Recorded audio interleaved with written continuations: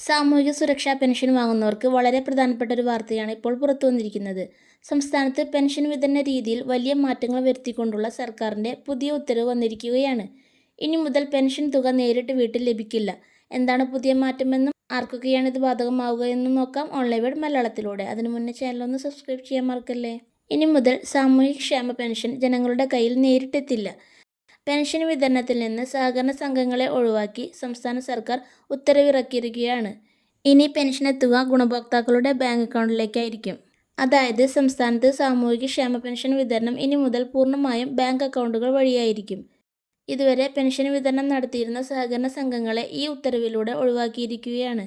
കേന്ദ്ര സർക്കാരിൻ്റെ direct benefit transfer എന്ന മാനദണ്ഡം പാലിച്ചുകൊണ്ടാണ് സർക്കാർ ഇത്തരമൊരു തീരുമാനം എടുത്തിരിക്കുന്നത്. ഇനി മുതൽ ക്ഷേമ പെൻഷൻ നേരിട്ടെത്തുക കിടപ്പ് രോഗികൾക്ക് മാത്രമായിരിക്കും. ഒഴിവാക്കാനാകാത്ത ഗുണഭോക്താക്കളെയും പരിഗണിക്കും.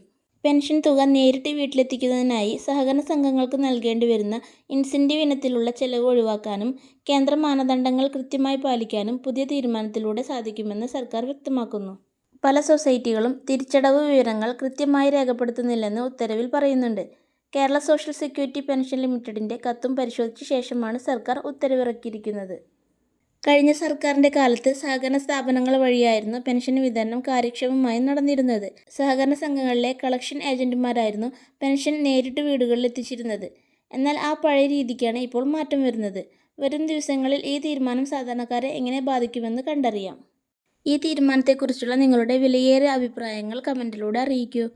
വീഡിയോ യൂസ്ഫുൾ ആയെങ്കിൽ നിങ്ങളുടെ ഫാമിലി ഫ്രണ്ട്സിന് ഷെയർ ചെയ്യാൻ മറക്കല്ലേ. ഒപ്പം വീഡിയോ ലൈക്ക് ചെയ്യാനും ചാനൽ സബ്സ്ക്രൈബ് ചെയ്യാനും മറക്കല്ലേ. Thank you for watching.